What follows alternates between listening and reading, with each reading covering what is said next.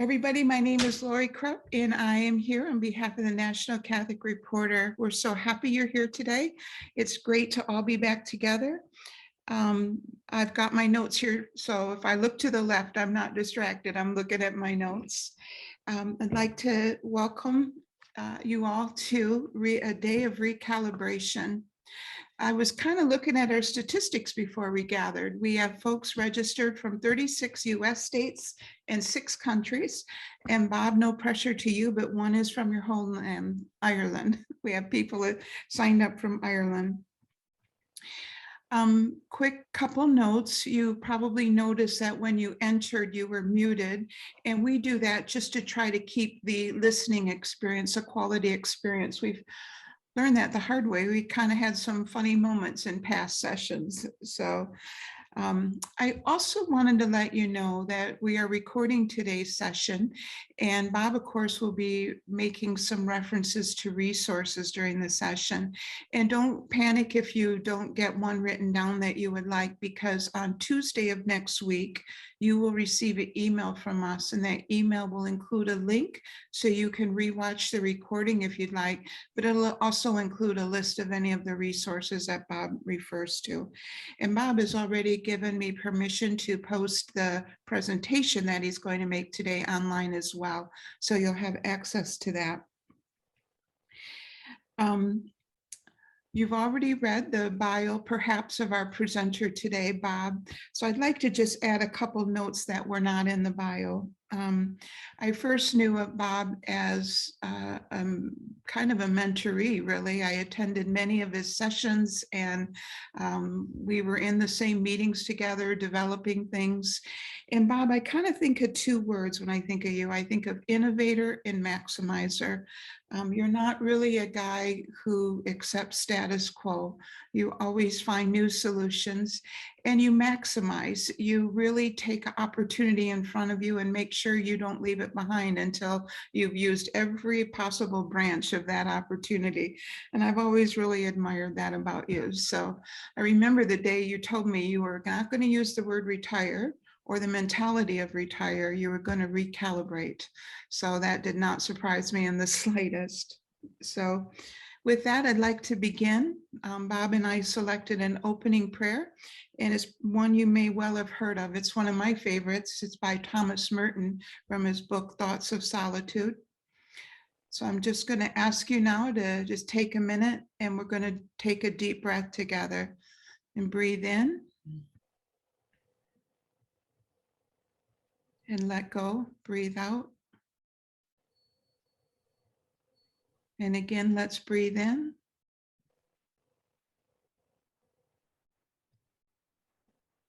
And let go, breathe out. And we'll breathe in and hold. And breathe out.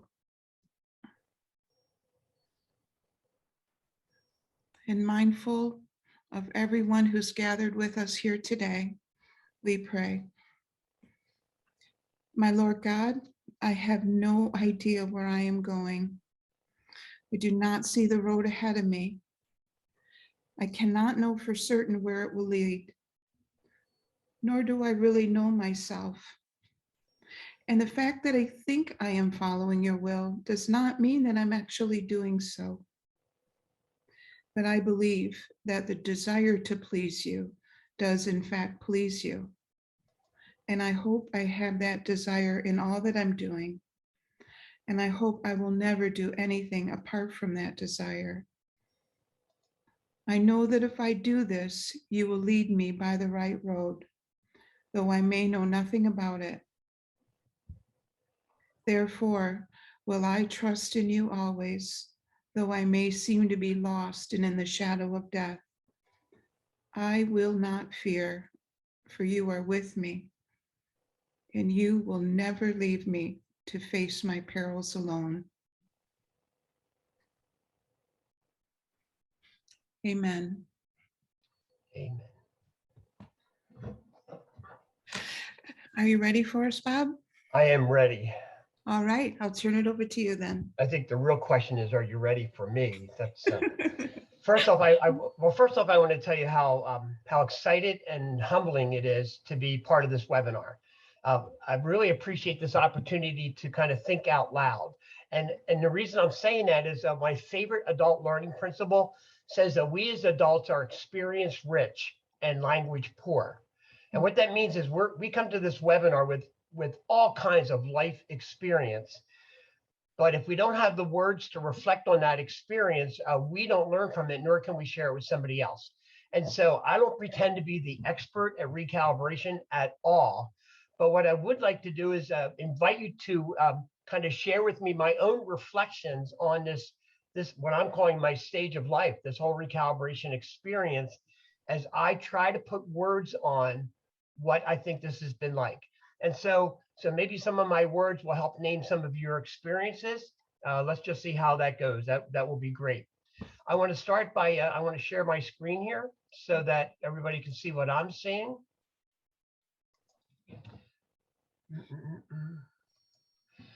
And so to begin, this whole idea of recalibration, I want to share with you that it started for me in July of 2015. And that's really important. That's an important mark for me in terms of my recalibration, because that's when I really knew it was time. It was time to begin asking different questions. Recalibration, where are you going? Where are you going? And how we answer the question. Starting in July of 2015, I started to make decisions about leaving full-time employment and moving towards another way of being, or what I like to refer to, I wanted to be a kept man. Now, that's a dangerous statement to make publicly because I happen to see in the people attending this webinar that my wife is actually in the audience here. So I have to be careful about those kind of comments. But I think that's what recalibration is about. It's about reconsidering the questions around work, family, vocation, relationships, the work that we do. That's what recalibration is about. I would like to give you the context, though, for my remarks today. I just turned 70 years old. I was in professional ministry for the church for over 48 years full-time. I left my last full-time position in 2016, and it was on March 4th of 2016, because March 4th is the only day of the year that's a commandment. I took it as your time, Bob, to March 4th. And so that was the beginning of my full-time recalibration, leaving that full-time employment. I left behind full-time work as an executive director of a Catholic nonprofit. And what that meant for me is that I took on contract work, consulting, teaching, and volunteering. But it all started with this gospel reading. It was this gospel in July of 15. I'm sitting at Mass at my parish, St. Francis of Assisi. This was the gospel reading, and I knew at that moment it was time to get out of the boat. That was the message. Bob, it's time to get out of the boat and try something new, trust and move forward. And so that's exactly what I did. I chose to begin my recalibration. And I want to propose that what recalibration is talking about here is making adjustments. It's an intentional process to make adjustments. And I would say to adjust our lives in favor of a faith-filled, a grace-filled preferred future. That's where I think we need to go. Now, the issue, though, with recalibration is that it can be scary. In the Chinese language, when they create a character for a new word, they combine the characters of existing words. The Chinese character for the word crises is a combination of danger and opportunity. I think that's exactly what happens in recalibration. We have the possibility of breakdown and breakthrough. And that's why some people, I think, resist recalibration, because it talks about change. So in our time together this afternoon, I'd like to look at these 4 issues. What are some of the underlying dimensions I have found in recalibration? How does recalibration affect our sense of vocation, spirituality, and even personal identity? What are the real practical considerations of recalibration? And I do want to say, what are the risks? What are the risks around recalibration? So I'm going to invite you to do this to start. Think about what brought you to this webinar this afternoon. What is it you want to hear about? What do you hope we're able to discuss in some way? And on a personal level, about recalibration, what do you look forward to, or what makes you hesitant? And I'm going to invite you in the chat box just to start kind of recording some of your insights and your observations, your thoughts, and we'll be able to go back to those at some point to see what you're thinking. But with that at the stage, at the heart of recalibration is around change. And you know this, you know that change can be a little bit scary. And so, but I think there's two kinds. I think there's that external change that others can see. They can see when we change our role, our job. They can see when we change colleagues and friends. They can see if we move our house, salaries, location, all that is external of us. But I think recalibration has great impact on the internal changes, those internal transitions, the affective. I think it revolves around things like the need to be needed. Am I still wanted? Am I useful? Am I still growing? Or the big fear, have I become stagnant? And so recalibration is about change. It's about the changes we choose. We can choose different roles that we're going to play. We can choose the way we're using our time. We can choose to find balance in our life. But at times, there are the changes that we don't choose. Sometimes we have the changes we don't choose. Folks at times are laid off from a position, people who are fired. In the COVID era, you talk about changes that we didn't choose, and yet we had to adapt to. And I find oftentimes, especially in church work, when you hear language like, we've decided to go in a new direction, that's a code for we just need to cut staff. So we have the changes we choose and the changes we don't choose. For some of us on this webinar, choosing to be a parent or choosing to be a grandparent, choices that we make, all those changes, all those factors, I think, play into what it means to genuinely recalibrate. But I like this image. I like the image that recalibration, I think, is a threshold event. That recalibration is a process of moving. It's a process of ending one way of being and moving into a kind of a neutral, empty, liminal zone before we have a new beginning. My favorite image for this actually comes from the church teaching on the Paschal Mystery. And I think specifically of Holy Saturday. I've always been fascinated by Holy Saturday when we celebrate during Holy Week. Holy Saturday, I always image as the morning that the apostles wake up and go, now what do we do? It's that post-Good Friday, Easter hasn't happened. They're in that in-between zone. Now what do we do? I think that recalibration may well be a Holy Saturday experience. I think we're in that in-between time of, now what do we do? What do we do in this threshold period? How do we move forward? Where are we going to? And so recalibration in one way certainly affects our understanding of vocation. If we think, and I think one of the fears is that if I recalibrate, does that mean I've ended my vocation? I'm going to suggest if we think that vocation is equivalent to work, then maybe indeed that happens. But I'm proposing that we have a bigger understanding of vocation. That vocation is not just the work that we do.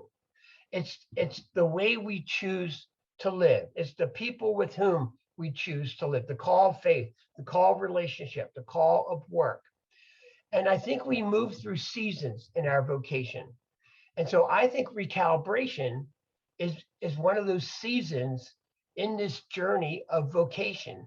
The way we understand God, the way we understand our important relationships, the way we understand work. Where do we find meaning and purpose? I think recalibration is indeed one of those one of those seasons in our vocational journey. So with that then, why recalibrate in the first place? If it's all about change, and if change is something we seem to naturally resist, why would we venture into this recalibration? I think it's about, first off, controlling the pace and the amount of work. That was the first time I was asked about my recalibration. I said, it's a new opportunity for me to control both the pace of my work and the amount of my work. And it led to restoring some kind of a balance. And I'm going to bet the people in this webinar, we all have our stories about what work does and the way we immerse ourselves in that work world, the number of hours we put in. And I suspect if we were in a different setting, and I believe this whole idea of recalibration, this could be a terrific retreat experience spread out over hours, because I think it'd be worth reflecting on what was our life like when we were out of balance, when our priorities seemed to be work and the number of hours that we had to work. That's a different way of living. Recalibration says maybe we can restore balance to our life. Maybe we can have time to deepen relationships. The whole idea of stepping back. And I'm not saying that recalibration is coasting, and I'm not saying it's stopping. I am saying it's adjusting. It's readjusting. It's taking the time to think about things like, how do I pass on what I've learned, my wisdom, my experience? How do I pass on the passion I have for the work I'm doing, for the activities in which I'm involved? How do I pass that on to others? How do I somehow begin to utilize my gifts to support the community in a whole new way? See, I think that's what recalibration is going to provide the opportunity for. It's rebalancing how we spend our time, how we spend our gifts in service to others. And I love this image here, and this sixth bullet point about moving from doing to being. I'm sure you've heard, we're called human beings, not human doings. And yet the emphasis has always been on the doing part of who we are. Maybe recalibration says, let's pause and concentrate on the being part. In my experience, it includes a move from a leadership role to direct service. One of my good friends who recently recalibrated, who was a diocesan director of youth ministry, retired from that work, moved back home to Oklahoma, and now she volunteers as a first grade catechist in her parish, and she loves it. She loves this work with children. Now, I admire that because that is not my gift. And in fact, it's kind of sad to say this as a person who's been committed to youth and young adult ministry for all these years. I don't talk to anybody under 14, except for my grandkids, just because I can't. But Carol has found her gift in being with those young people, those children in direct service, moving from leadership to direct service. I think that's fascinating. My example of that in my life is in my parish, I now serve as the chairperson for our adult faith formation team. That was a new volunteer opportunity for me that I took on after I ended my full-time employment. It takes time. I continue to serve as a confirmation catechist with my wife, Maggie. And Maggie and I do marriage prep for the parish. I think we're able to volunteer those hours because they're not dedicated somewhere else. To move from leadership, to move from being in charge to allowing others to be in charge so we can use our gifts in a new way. And this last one sounds funny, but know what it means? Recalibration for me means I don't have to work on airplanes. There was a time in my life when I spent a fair percent of my life on a plane. And when I was on a plane, I would be reading or writing or working. But finding that I don't have to do that now because I recalibrated that use of my time. The ability in the evenings to just stop what I'm doing and be and to enjoy. It's different. It's different to recalibrate. And so I want us to consider what gets in the way of recalibrate. Well, first, I think it's our fear of change because change says we're going from the known to the unknown. In fact, probably the only person who likes change is a wet baby. That's my guess. That fear of the unknown at times. And you know the practicals. For those of you who are well into this stage of our lives, the fear around finances. Can I afford a recalibration? A fear of loneliness. Am I going to be on my own? What am I going to do for my social connections? And this one sometimes is hard to name, but the fear of not being needed, of not being important anymore. I heard one person say it's the fear of failure. They said that I've been very successful in my life. If I let go of that work, which has defined me, will I be just as good at something else, at something new? And then you will hear oftentimes, sometimes people will stay in positions, whether it's in church or in secular world, that they're so afraid that their good work that they began, that they accomplished, that good work won't continue or maybe even be undone. I think that's a fear that keeps people sometimes from letting go and moving into this vocation of recalibration. And as one of my close friends and neighbors said, who's actually also on this webinar this afternoon, because I saw your name on here, when I said, what's your biggest fear? Boredom. What if there's nothing to do? What if nothing awaits me when I stop working full time and I recalibrate? And I'm going to propose this. I'm going to propose the key here is why do we do this? It's to recapture that sense of balance in time. It's to recapture that sense of life. I think that's the critical piece here. For those of you who've been in leadership roles in your organizations, whether it's in church or in the secular world, only when we let go of that position can new leadership emerge. And I've begun to think that that is probably a critical reason for more of us to recalibrate, to allow new forms of leadership to emerge both in the church world and in the secular world. And it's trusting that God will be God and that God will hold us through this period of transition. And so when we recalibrate, I want to suggest these. These are some practical considerations. Don't wait too long. Don't wait too long. If you need to recalibrate, don't wait too long. I think it's a clear sign that you've stayed too long in your work if you have to take an oxygen bottle with you to the office. That is not a good sign. It's not a good image. Leave in time to let the community celebrate your contributions. I think it's important, the work that we've been doing for all these years, I think the community has both the right and the responsibility to celebrate that. I do, to acknowledge what we've accomplished. So we need to provide the time, because I think that leads to having happy memories of our work. I think that one of the blessings of the work that many of us do is looking back at what we've done, what we've accomplished, the colleagues with whom we've worked, and feel good about that, to have happy memories. And I'm sometimes afraid if we wait too long, we're going to lose those memories, that our current reality may not support us in the same way. So, and then that fourth bullet point sometimes can be tricky. We have to trust that the good work we began will continue.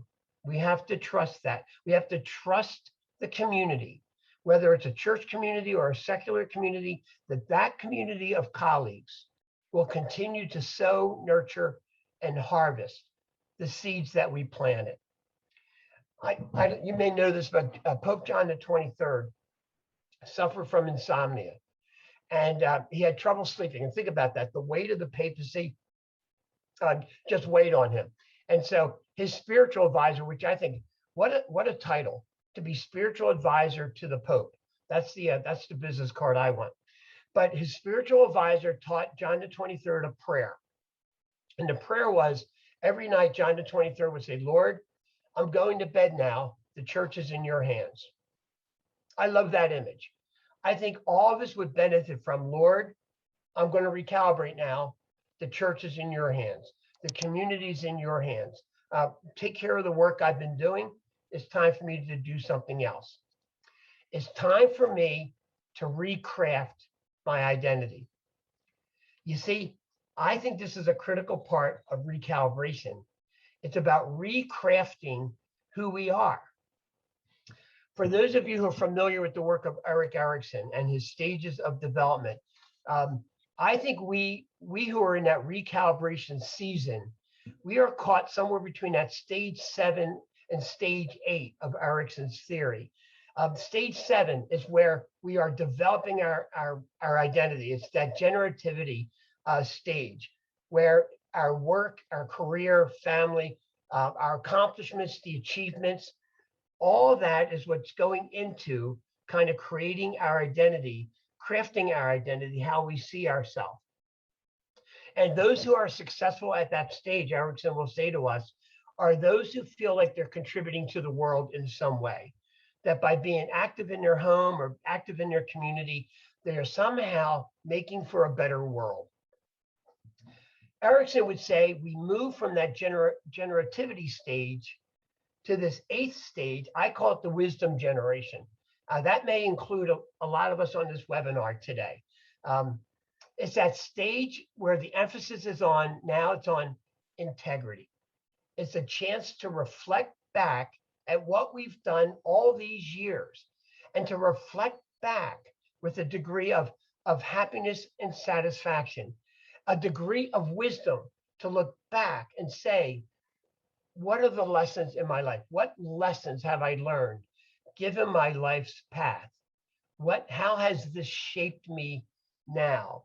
And one of my images for the stage 8, it's the joy of looking through old photo albums. I don't know if you've given yourself that grace yet to just pause and to go through photo albums and recall where you were, what you were doing, who you were with, the joy that comes with that. To be able to pause and reflect back at a life well lived, I think that's one of those great signs, a great sign of recalibrating in a healthy, positive manner to adjust to a new season, a new stage in our life. I think that's where we're going. And so I think that the real struggle then, as we recalibrate, and I want to credit AARP for this, which, that may well be the sign. I mean, that might be the first sign that we've moved into recalibration, when you start getting your AARP cards in the mail. But having said that, one of the things I did find when I was reading through some material, that the real retirement struggle is defining ourselves as more than the sum of a long career. I think this is a critical piece here. We are more than the career that we leave behind.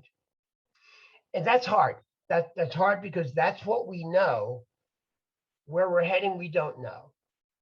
And so in the research, it's saying that our post-career will increasingly become the way that we define ourselves. You can see the statistic here. AARP, only 9% of those over 75 years old report that their identity is dependent on their former career. I find something really positive and grace-filled that we don't live in our past, and our past doesn't define us now. Now we have a chance to recalibrate, redefine who we are and who we are to become. Overwhelming majority of people identify now with their current activities and interests. I have to admit, when I entered my recalibration in 2016, when people oftentimes, when you introduce yourself, their first question is, so what do you do? Well, that took some planning. I wasn't quite sure how to respond to that question. I'm not really sure exactly what I'm doing. I'm recalibrating. I'm still trying to figure that out. But at some point, we start to be able to answer that clearly. And I suspect, increasingly, our answers aren't always work related. What are you doing now? I'm grandparenting. Grandparenting is it's a full body contact sport for me. Yeah, that's what I'm into, grandparenting, or whatever that would be for us. we start to rethink the life that we're in, the current activities and interests, the new things that are becoming important to us.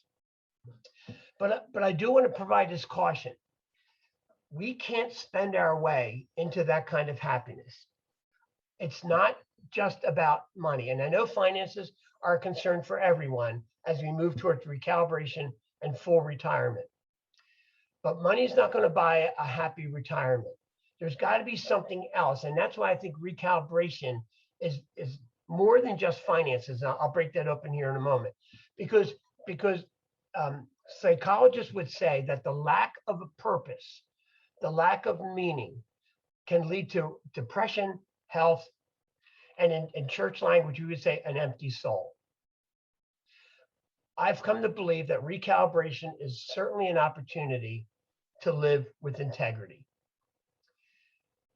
But I've been thinking more about this.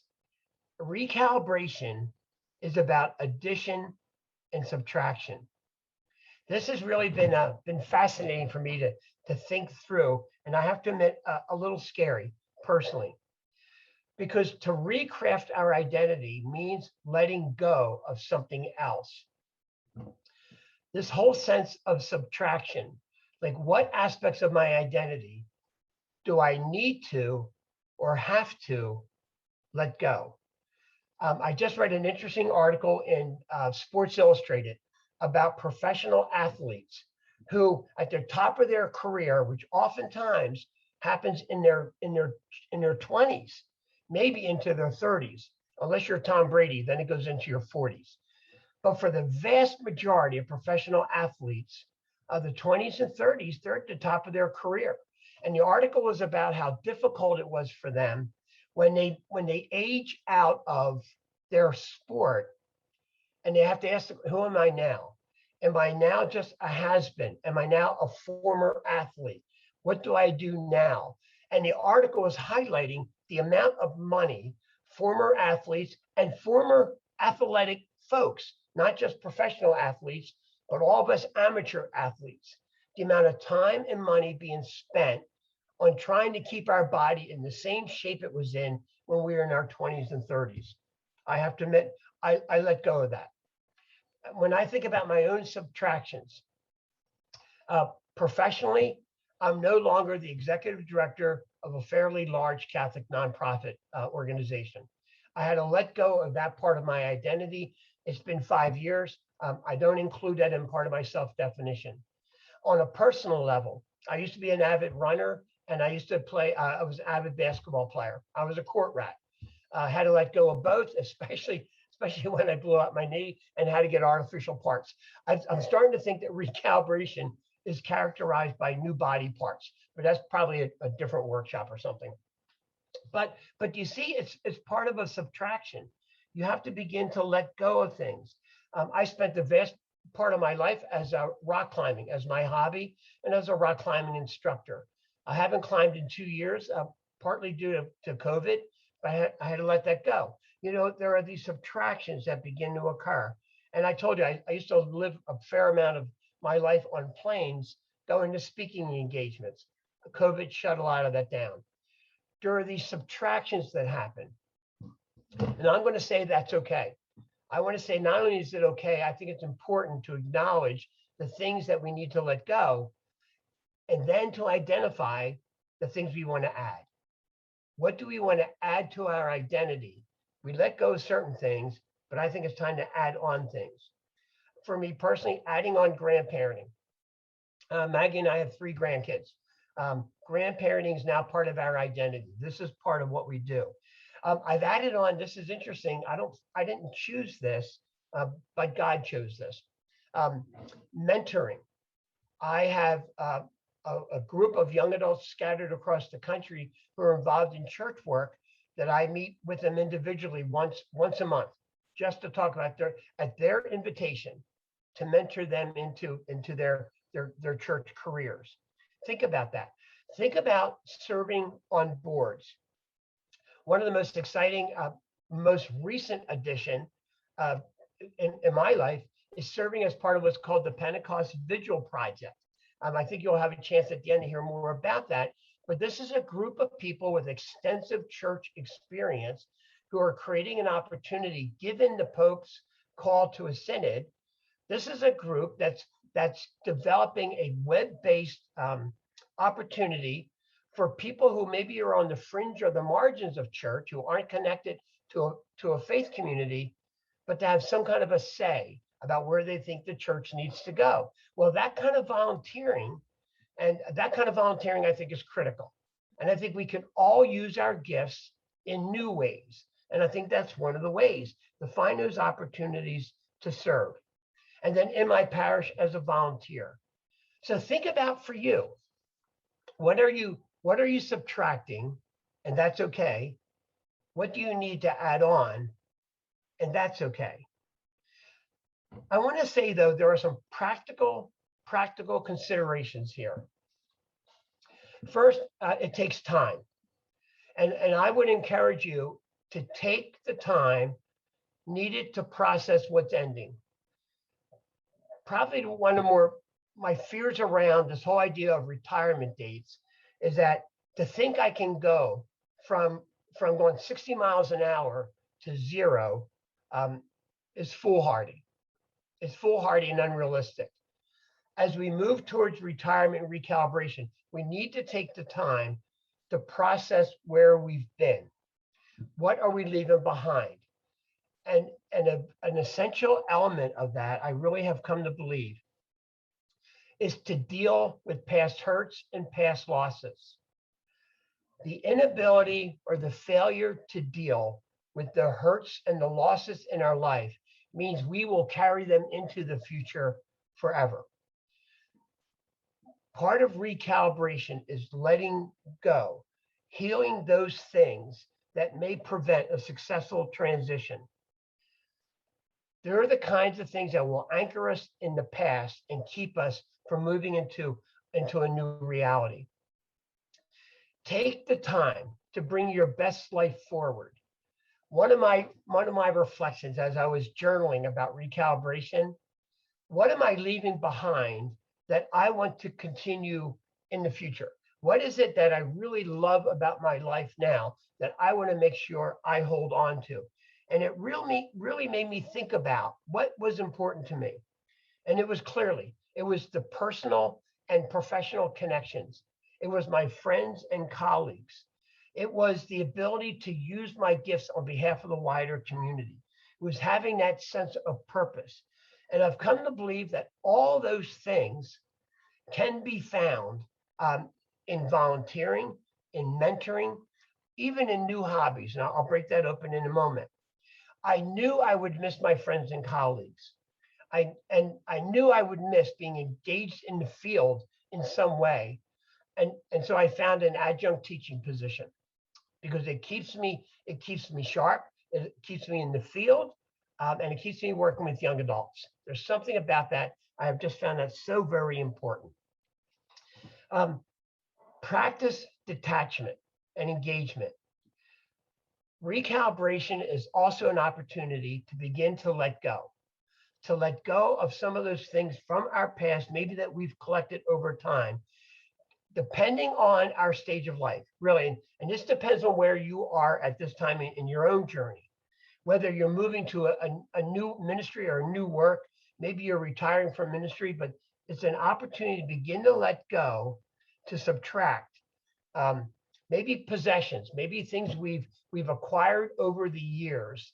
I have to tell you, one of the things that has struck me when my father died, and I suspect many of you have had a similar experience, that when a parent dies and you have to go and clean out their house, there is something emotionally painful about that. And what a reminder to us that the things we've accumulated may not be important to anyone else.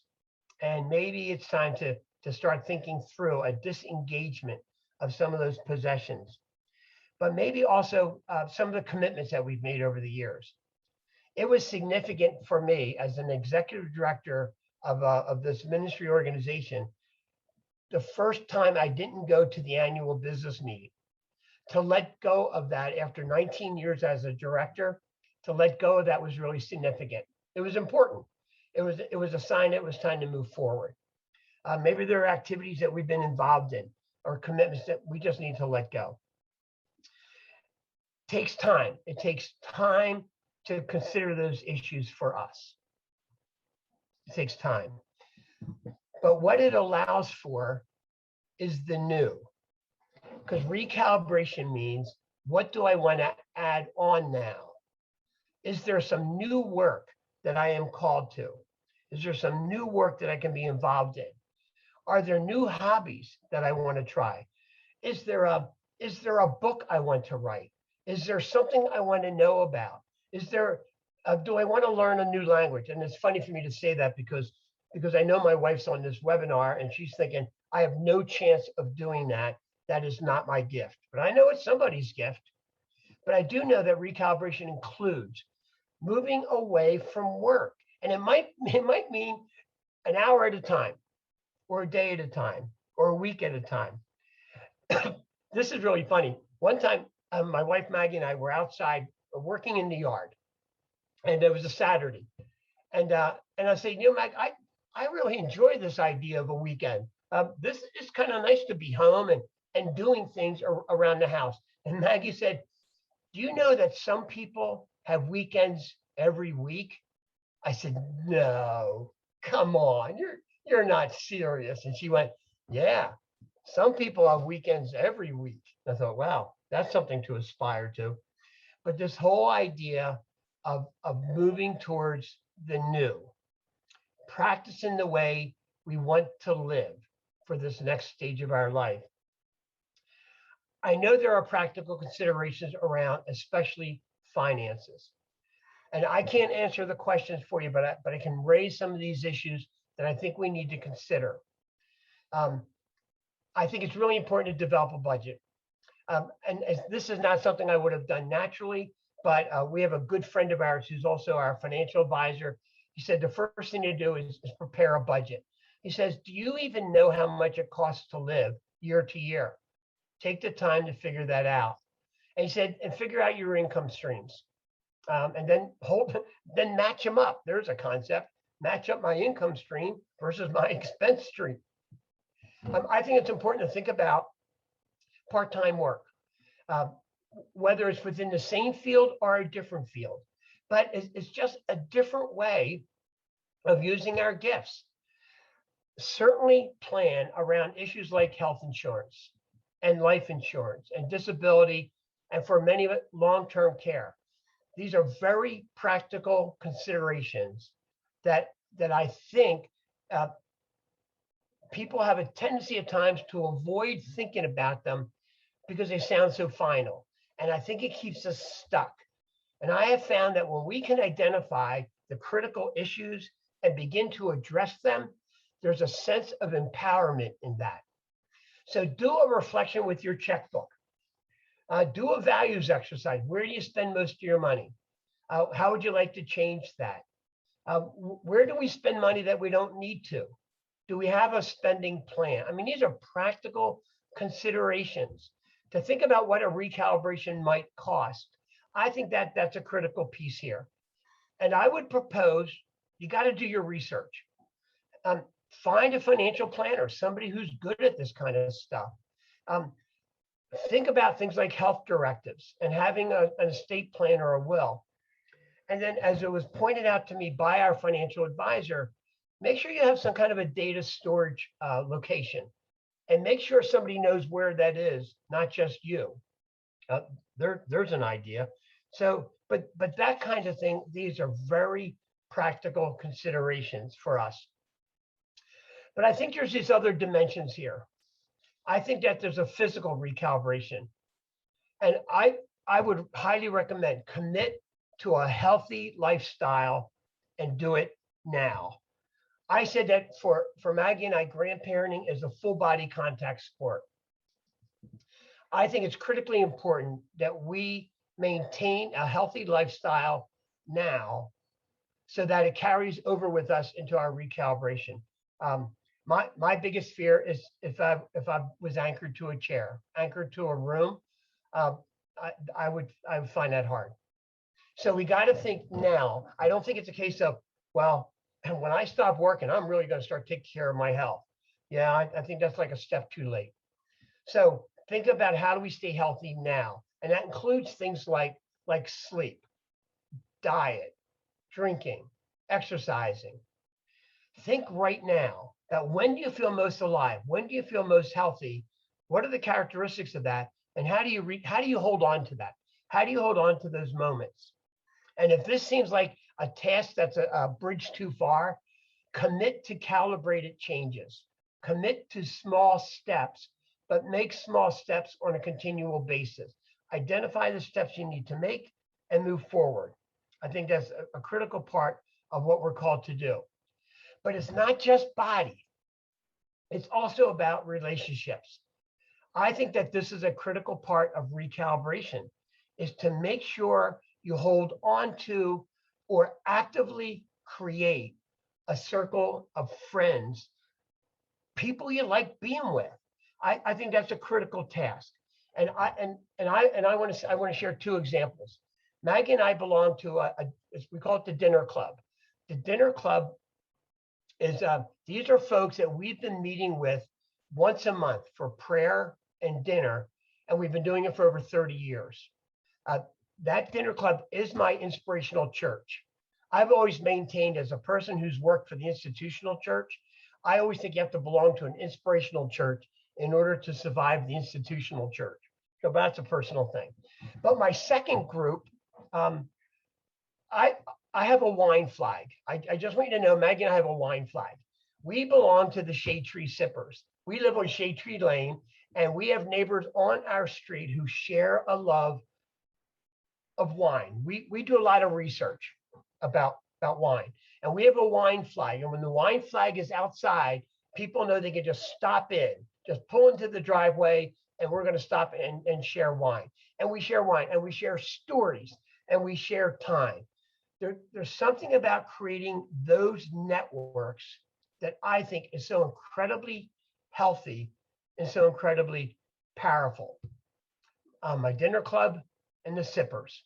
It's just a great group. And then we've increasingly created this breakfast group that gets together after Mass on Sunday to go out to eat together. Do you see? This is an intentional activity.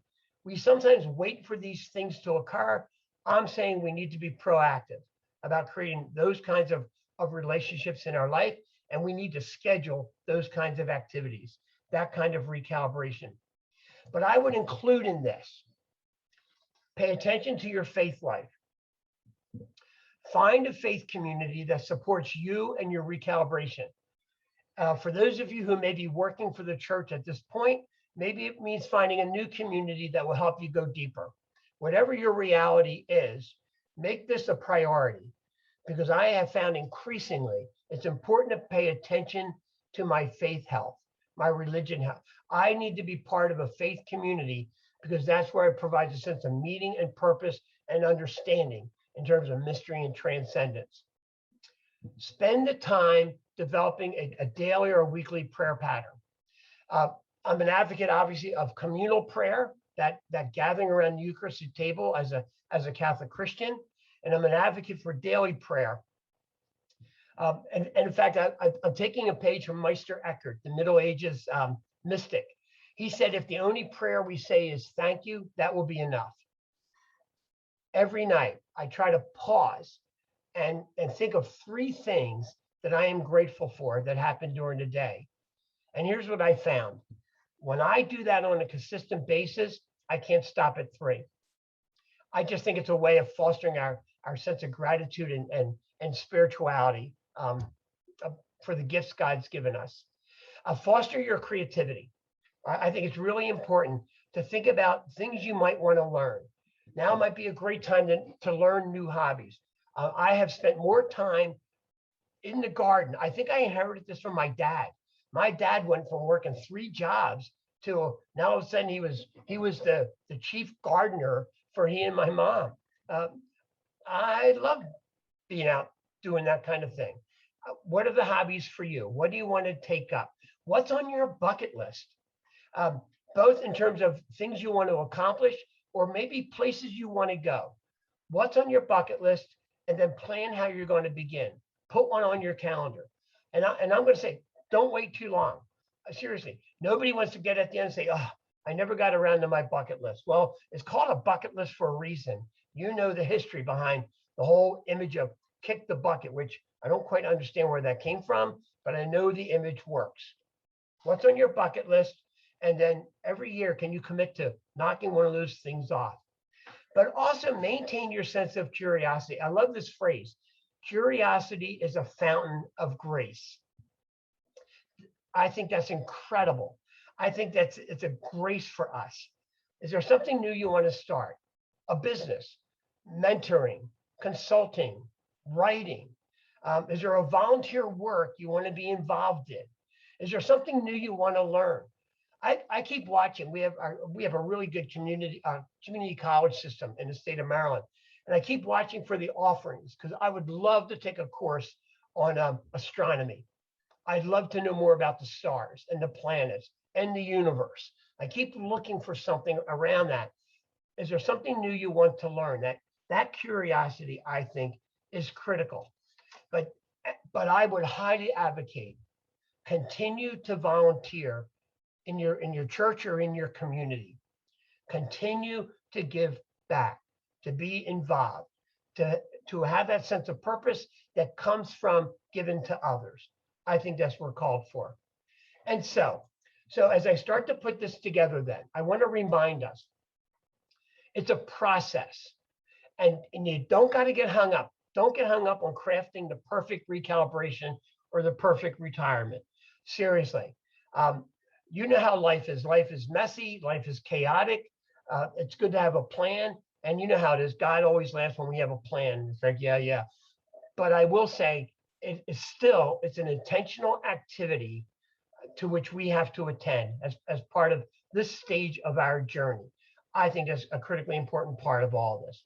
And so then to bring this together, I want to say, take care of your soul. One of my favorite, I find it, let me find this quote here. You may be familiar with this book. It's The Teaching of Don Juan by Carlos Castaneda.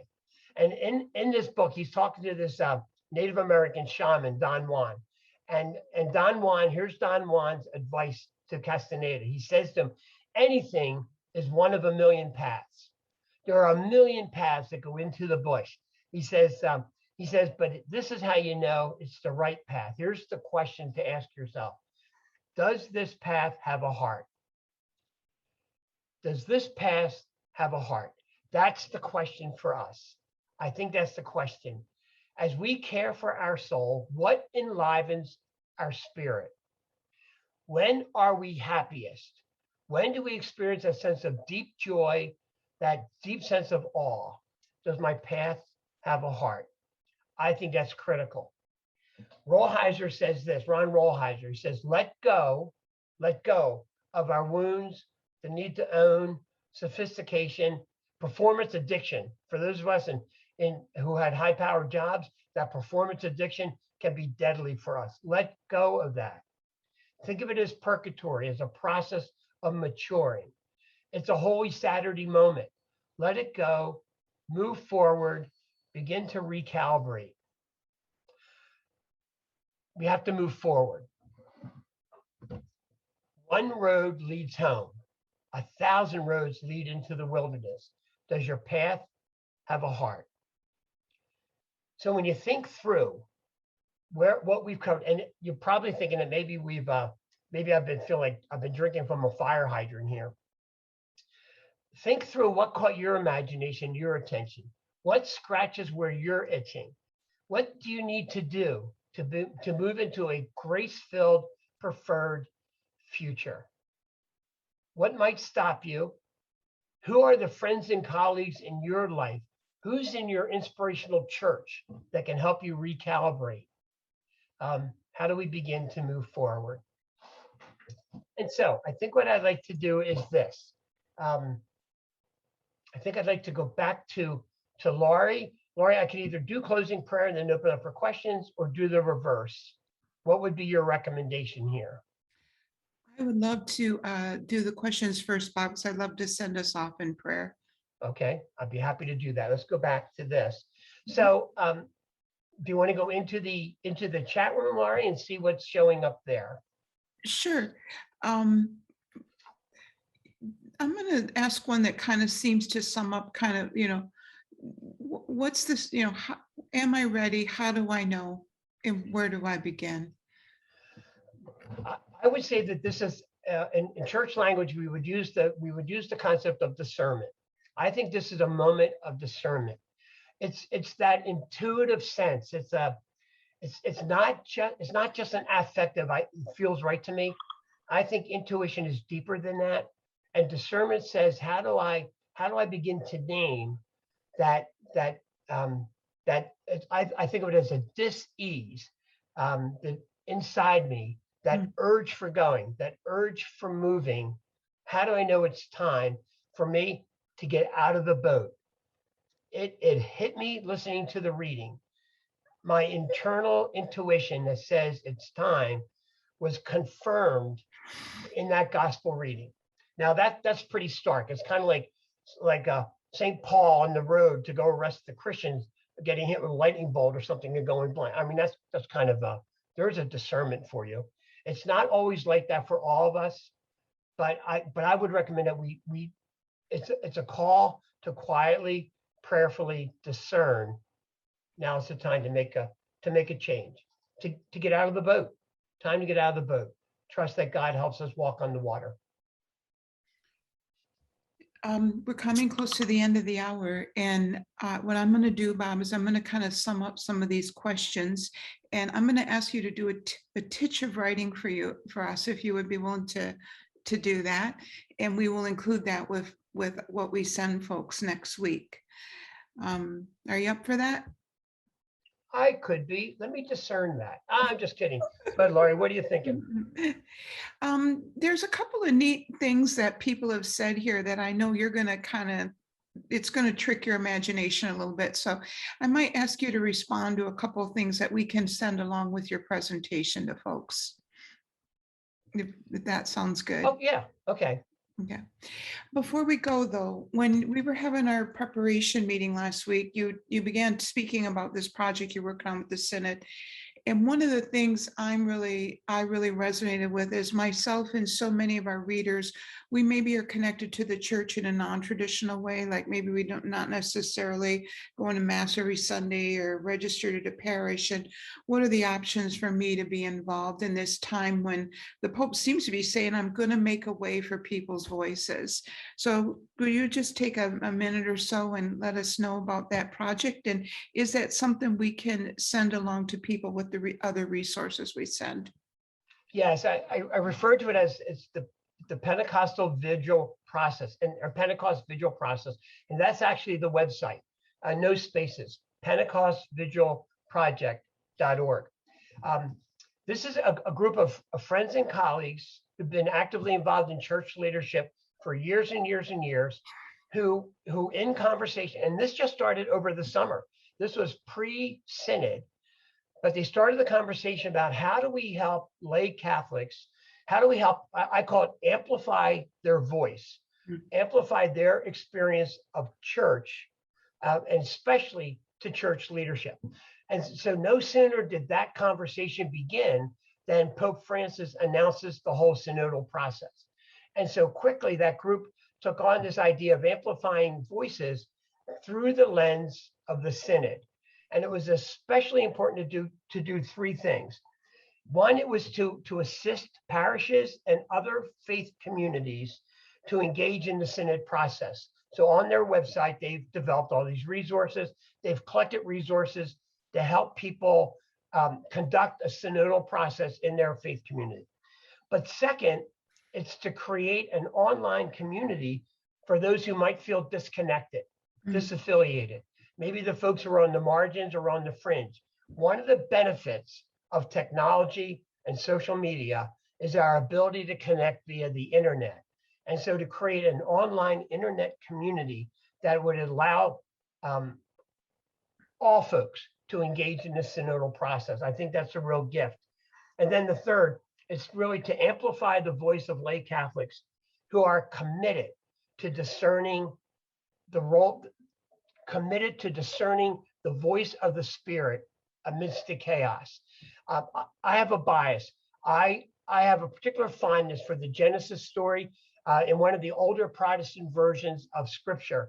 The Genesis story in their version says, God creates out of the chaos. Out of the chaos, God creates. I've come to believe that the Spirit is more present in chaos than in structure, order, bureaucracy. It's in the chaos. And so the challenge for us is, how do we discern the voice of the Spirit in the chaos?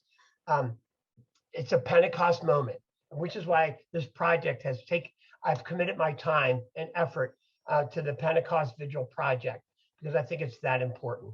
Okay, that was a soapbox. Sorry, Lauren. No, I'm thrilled. And while you were sharing, Bob, somebody put the link up in the chat room, so that will include that as well. So excellent. We're at the end of our time. Bob, on behalf of all of us, I really want to thank you for the time you took to prepare for us and for this presentation that makes us pause and recalibrate. I'm so grateful. And to our members, we are so grateful for you and the support you give us. It's just been wonderful to connect through this medium. It kind of was a wonderful thing that flowed from a not so good thing when we all went home and stayed there. And we started hearing from our members about wanting to connect, and it just has really been a wonderful experience, and we're going to continue them. Many members have said, are we going to keep these on? And we absolutely are. Next month, we're going to have a panel discussion, and we're going to have some experts in partnership with Fordham University, and we're going to talk about the bishops in Biden and communion wars. December, we have a retreat planned. Sister Nancy Sylvester, who's the director of, I believe it's called the Center for Contemplation. She's going to lead us in an hour-long Advent retreat, and we are landing on December 8th for a day for that. So we'll be sending information about that. So Bob, as I shared, I like us to go off in prayer. So would you be willing to lead us in a closing prayer? Yes, I found this prayer, and it's called the Prayer of the Threshold, which seems to fit for recalibration. So we pause and remind ourselves we are continually in the presence of a God who loves us, who walks with us through our recalibration.